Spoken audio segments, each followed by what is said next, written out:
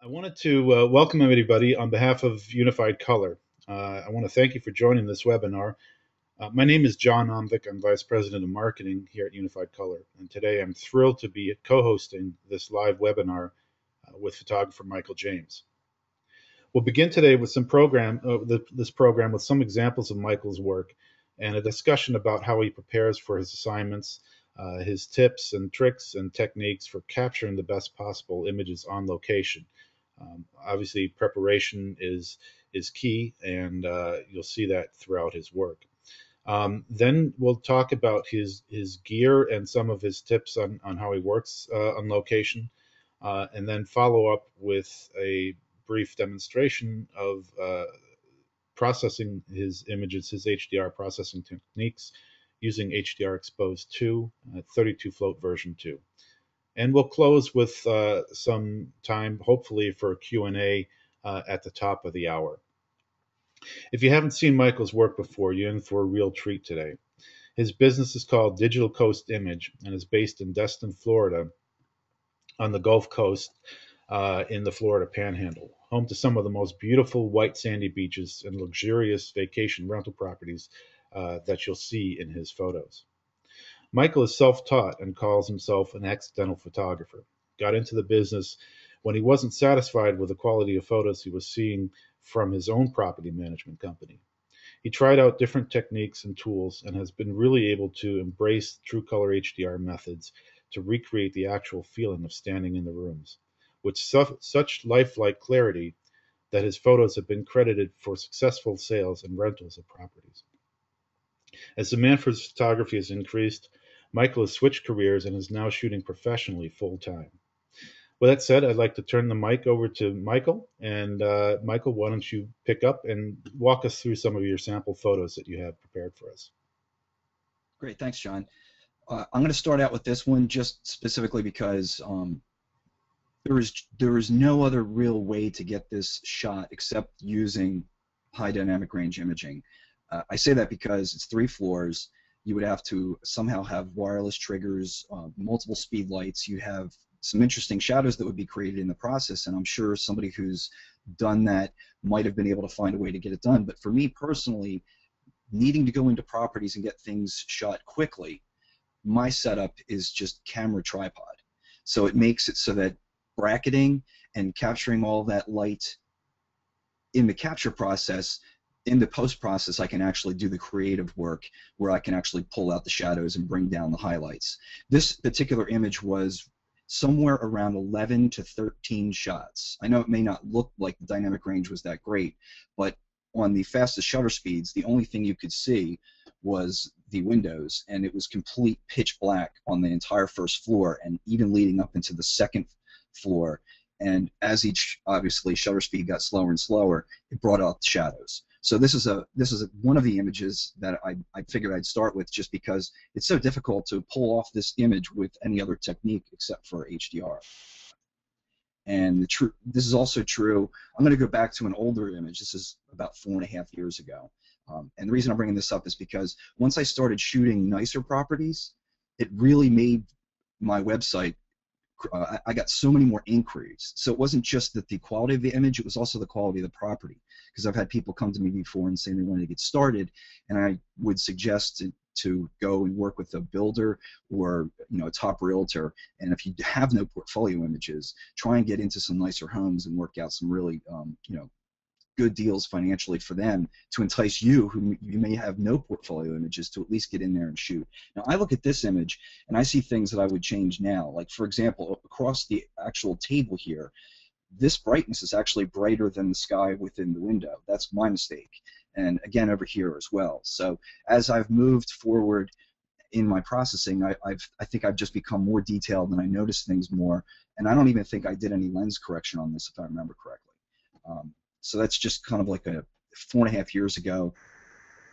And this was the same property. The only reason I really wanted to bring this up is that even though I used a bracketing technique to get a lot of shadow and highlight detail pulled into one range, I did have to use one frame and mask in, because the shutter speeds, with putting together 9 images, it looked more like a flowing water, long exposure that you might have seen, on a nature shot. So I actually had to mask in one of the frames so there was at least some detail in the water.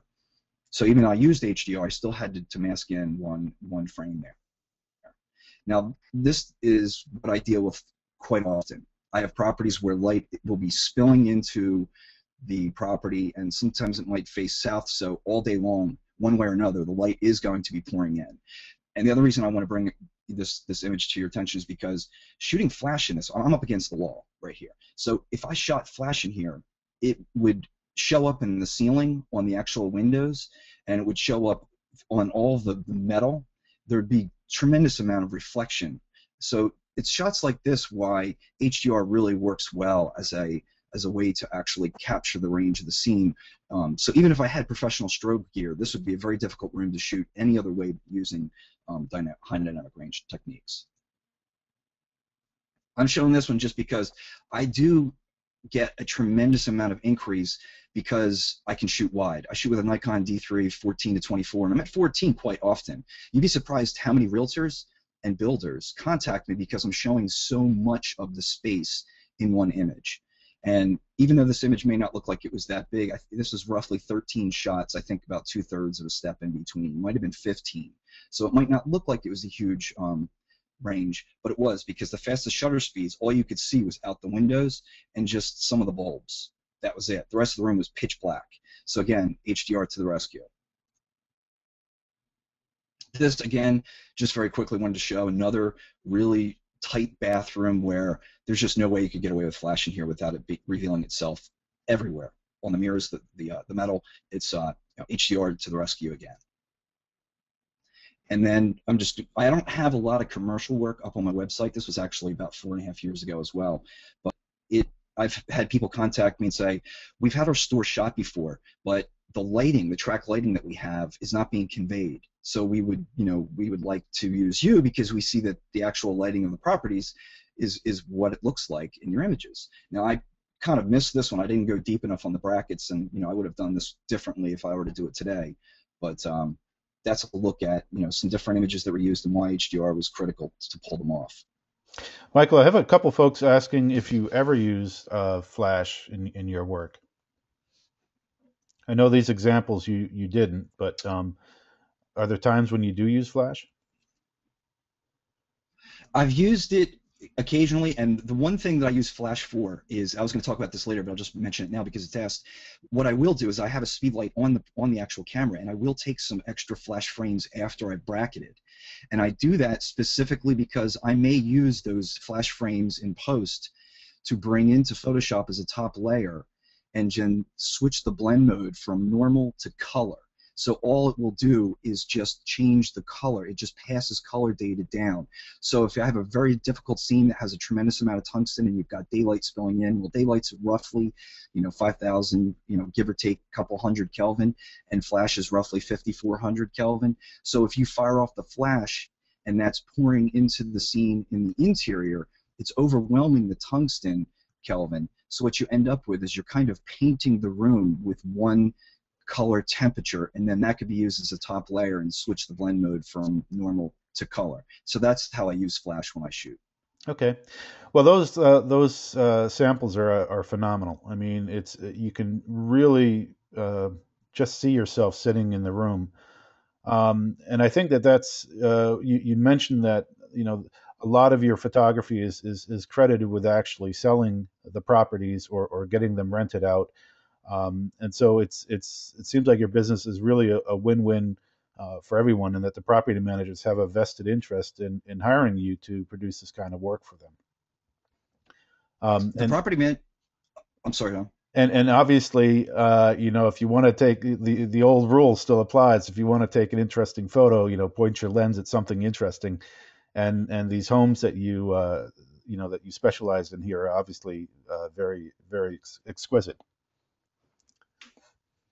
I don't have a lot of stuff on the portfolio that are just your basic condos or your small homes, but I do obviously shoot those as well, and it makes a tremendous difference for the realtors and for a builder or anyone just having a higher quality photo. And HDR for me is just the fastest way to get that captured.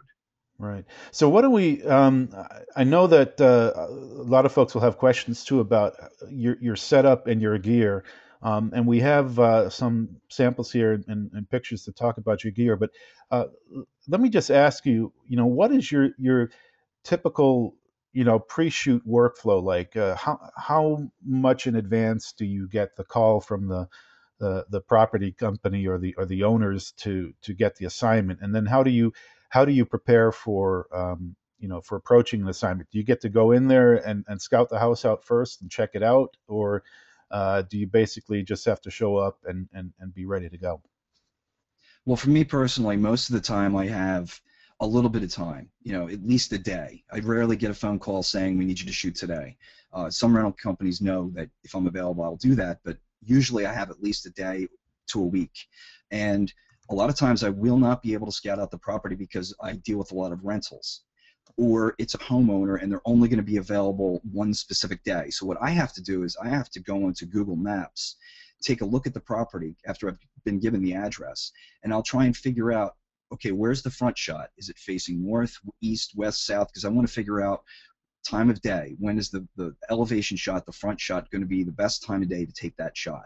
Because a lot of times I don't have the liberty of shooting at sunrise or sunset, so I need to work with light. And the same is true inside the property. So if it's a 8-bedroom house on the beach, I need to get there on the early side, and I've already looked to see how it sits along the coast, and I know I'm going to shoot the eastern side of the property first, first to third or fourth floor, however big it is. But I work with light, so I know getting there, even before I got there, I know once I get to the property, I'm going to have to very quickly walk through the entire house to see how the windows situate themselves and which rooms to shoot first. And then as the day progresses, an 8-bedroom house, you're talking about 8 bathrooms at least, multiple living spaces, it takes quite a few hours to get this done. So I know that as the sun moves, I'm going to start with the eastern, then deal with the southern shots, and then deal with the western facing shots, views, I should say, and then just work with the sun all day long. Because I'm not using exterior lighting, I just need to think in this way.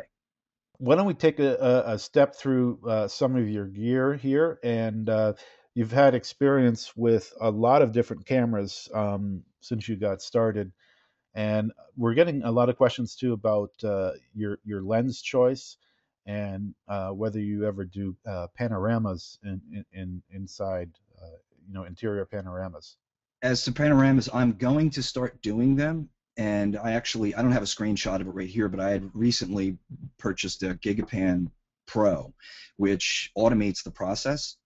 I also have a tripod, which I'll be showing shortly, that can also be used to do panoramas as well, but I don't get a lot of requests for it from clients, only recently. So I will start doing them. I've done a few in the past just to see if I can accomplish them, and I can. Don't get a tremendous amount of work for it. What I do is I shoot a lot with wide angles, so a lot of the shots that I'm doing is just simply at 14 millimeter. So, for example, the Nikon lens, the 14 to 24 on the D3. The reason I have this full frame versus APS-Cs, because there is a difference. If you are going to be shooting HDR, there is a tremendous difference between the quality of the noise in a full frame sensor versus an APS-C sensor. Just to go back to the lens question that you asked before, on a full frame, the 14 to 24, you can actually get an adapter so it can work on a Canon, so it controls the aperture on the G series lens, so you can actually get that on a Canon if you want to, because I know with Canon you only have a 14 millimeter prime, and then you have 16 to 35 as an option, but I shoot tremendously between 14 and 15 all the time, so it's nice to have that zoom range. It's also an extremely high quality lens. The only thing is obviously you lose the autofocus. On the APS-C sensors, I have used the Sigma 10 to 20. I've also got the Sigma 8 to 16. The 8 to 16 is slightly sharper. And the other thing is if you get the 8 to 16 and you shoot, let's say, 10 on the 8 to 16, that's equivalent to roughly 15 or 16 millimeter, depending if you're shooting Nikon or Canon APS-C sensor. And it's a little bit sharper, and it's less soft in the edges if you shoot the 8 to 16 at 10 versus shooting the Sigma 10 to 20 at 10. So that's a decent third-party lens. I have not used, but I heard tremendous things about the Tokina 11 to 16 for APS-C sensor. And I do all my lens correction as a very final step using PT lens by epperpress.com. It's basically a $25 plugin for Photoshop. It also works as a standalone. It recognizes the EXIF data.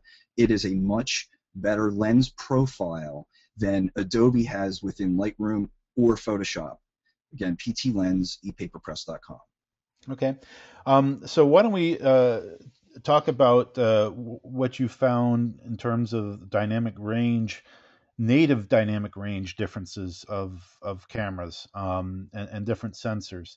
Um, there's the useful part of the exposure range that every camera can take, before it starts to introduce too much noise. And you said you found differences between cameras and had some success, compensating for cameras that had more noise versus less noise. Exactly. I cannot speak on this chart that's up here now. I can't speak to Sony or Pentax, but I have pretty much used almost every other camera on here that either used, rented, had a friend, tested. So I've taken multiple cameras to a scene and shot APS-C versus full frame for both Nikon and Canon because I was really interested to see what results you would get. So, to cut to the chase, full frame, especially the newer ones, have better dynamic range and they also have a better noise print. Nikon seems to have a little bit of an upper hand on the dynamic range, and this is where it makes a tremendous difference that if you're going to try and decide which way to go, if you're going to incorporate HDR into your workflow, then you might want to consider Nikon just because of the single-shot dynamic range. Like a 5D Mark III, brand new, is all the way down here at 11.7, whereas you've got Nikon D800, you've got 14.4. Now, those are measurements by DxOMark.com.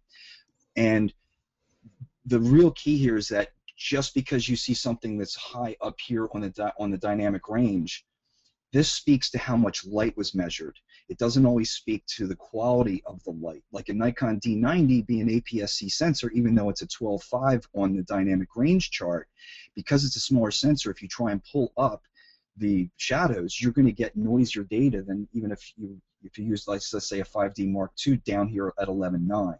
So there's two differences. There's the full frame where you get a better noise print on a full frame sensor versus APS-C, and then there's this entire other world of how each camera has its own dynamic range per shot. So, and the reason that's so important is that if you took the Nikon D800 and you took 9 shots spaced 1 EV apart versus trying to use, like, let's say, an old Canon 5D full frame sensor down here at 11.1, you might not want to do 9 shots at 1 EV apart. You might want to do like 13 shots, 2/3 of a step in between. So that way when the software tries to pull all that range together, it's got much cleaner data to draw from. And then obviously we're talking HDR, absolutely just need a shutter release of some kind, whether it's wired or a wireless one. As a worst case scenario, put your camera in timer. Generally with AEB set on the camera, you can set it up so that 2 or 10 seconds timer, and then it'll fire off the AEB. At least that way, if you actually have to press the shutter on the camera, it has time to settle before it takes the shots. I won't spend much time on this because that's just just get your shutter release cable and use it. Now, even though on the next frame I'm going to talk about metering briefly, I had put spot down here. I'm actually pointing to an autofocus switch, but what I wanted to talk about when it comes to metering is the fact that even though you could get a light meter and actually go out onto the patio or go into the bright part and figure out where the fastest shutter speed is and then come into the shadows and get another light meter reading into the shadows, the easiest way is truly just to put your camera into a metering mode of spot. And I usually just walk up with the camera straight up to the window and aim at the brightest thing outside the window, and then just half press the shutter release to try and figure out what the fastest shutter speed is. Then I'll come back in and I'll do the same for the shadows. And once I've done that, then I know at least where the range that I'm going to set up the camera for.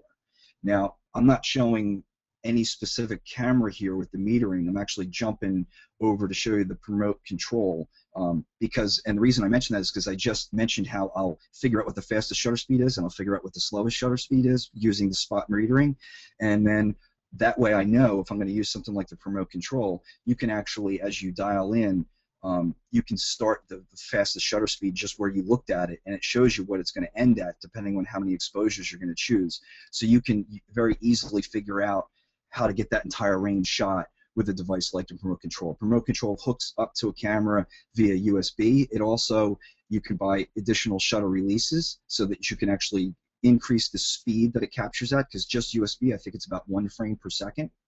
If you buy the additional shutter release for, it's something like 30 some models it supports. I even use the remote control with my D3 because there's times 9 AEB at one step apart is not what I'm looking for. I'm looking for maybe 14 or 15 shots spaced 2/3 of a step in between, because that way you don't lose window frames or really bright highlights out windows. You've got those extra frames for the software to be able to use.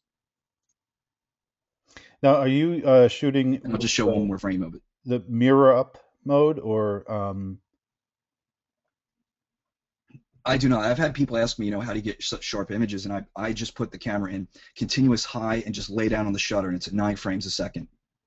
I personally have just not had issues, and some of the tripod stuff I'll show in a moment may solve some of these problems for some people, but the key with the remote control and the extra release cable is that you're not touching the camera, so you're not likely to get into a bad situation. Now, I've not personally had problems with using the high speed and having blurry images, but other people have said they do, which is why they do mirror up. I just do not. okay. I'm just showing the full remote control there. Obviously, because we're talking HDR and multiple shots, you always need to have enough batteries or some kind of plugged-in power. That was the first thing I learned the hard way once I started jumping from just shooting regularly over to bracketing. As far as gear, one of the, for architectural work, one of the things that's very difficult with a 14mm, or if you're shooting with a 10mm on an APS-C sensor, is you're talking about everything gets really, really tiny. So it's very difficult at times to figure out how to line up the tripod. So this is one of the tripod heads that I have, and one of my go-to tripods. It's the Manfrotto 410, and it is, I'm going to show on the next screen, it's almost like using an old view camera. So you have 3 adjustments. One does the horizon, but it can also be turned fully to 90 degrees, so you can do a vertical shot. And then obviously you have the tilt up or down, and then you have panning left to right. So you can put the camera in live view on that, when you're in wide 14mm, and sometimes just looking through the viewfinder, it's just very, very difficult to line it up. So you put the camera in live view, and you can use these controls to actually just get that thing dead center, dead straight before you even turn the camera into bracketing mode.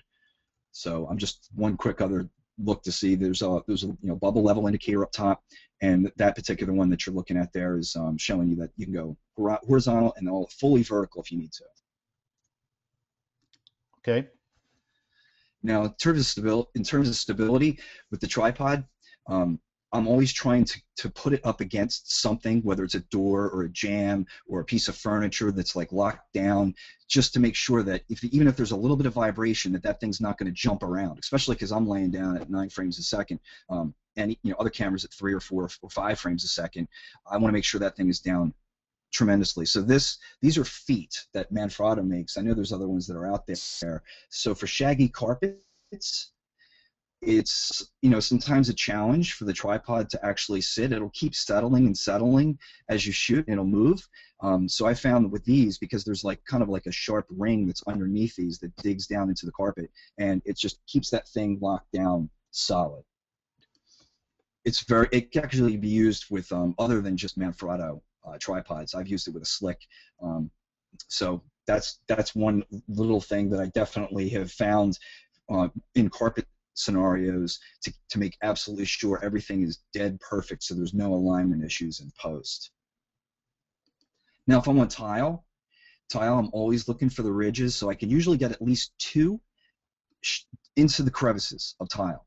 But every now and then, the best angle is going to be out somewhere so you can't get the third leg into a crevice, and that's where a sneaker comes in handy. I actually have like 3 sneaks that I carry. I've had times where I've been on a waxed floor, and I actually had to put all 3 tripod legs wedged into sneakers in order to keep it absolutely dead solid.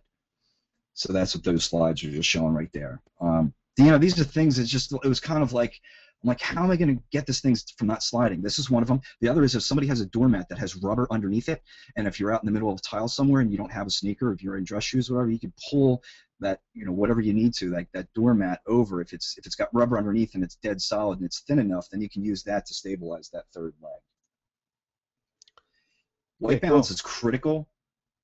Um, Yeah, we've had a lot so of people ask you're about the either white balance. Yeah, you're either going to need to take a well-exposed frame, just a single frame with some white balance tools out there in frame. Okay, now before I even talk about that, let me back up. I generally custom white balance the camera to a middle temperature in the middle of the room, and it's your call. You have to just determine, okay, this area looks like the most color temperatures in this region. I will take the digital target out there, custom white balance the camera, follow your directions for your camera, then take a test frame to look to see if it looks natural, put the camera back on the tripod, and then I know, okay, at least I've got that locked down. If there's nothing in frame that is gray or white, then you need to leave a digital target out there like this, and then take another test frame that's well exposed so that at least you have one frame to draw off of. And that workflow really only works if you're going to go from Lightroom or Aperture and make your adjustments first, because obviously you could just white drop tool that one single frame and then apply that to your bracketed image if the custom white balance doesn't work for you. The other workflow is to leave a bunch of digital targets out there in problem areas. So you put it like where there might be some spill in the room with daylight coming in. You might leave another one over where there's heavy tungsten. So you have multiple white balance tools sitting out there. You can even use white post-it notes will work just fine for this process, or gray post-it notes. And then you take the entire bracket with everything sitting out there, and then you go and grab it and you take everything out and you take another entire bracket with the exact same camera settings, and then that way, if you have really serious issues in post, you could actually merge the brackets with all the digital targets in play, and then you can use the white balance tools in HDR Expose 2 or 32 float to actually choose the points out there, and then you can either save all of the settings and then remerge the actual bracket where there are no white balance tools and just apply those settings. Or you could, if you're the type of person you like to write down all the numbers of all the changes you made, but that's a workflow to be able to use digital targets out in frame and absolutely nail white balance in post, because you've got an actual digital gray target out there in frame. So from white balance, those are two different ways. The other third one that I already discussed, which is taking extra flash frames straight up in the room just to fill the room with just one Kelvin source, and then using it in Photoshop to switch the blend mode to color. Okay. Now, I know this one's silly, but there's going to be times, for me personally, I have so much glass and so many windows are so critical. It's so hard at times to really clean things up in Photoshop when you've got smudges and you've got detail in the background. For me, I just bring this to every shoot. I'm sure you've that's come to help out a lot of times, especially with all the glass and mirrors and stuff that you have on the interior shots. I don't advertise it. I don't let people know I do it, but I always bring it because I just don't want to have to do it in post. All right, great. Why don't we go over and walk through some of your processing now start with HDR Expose.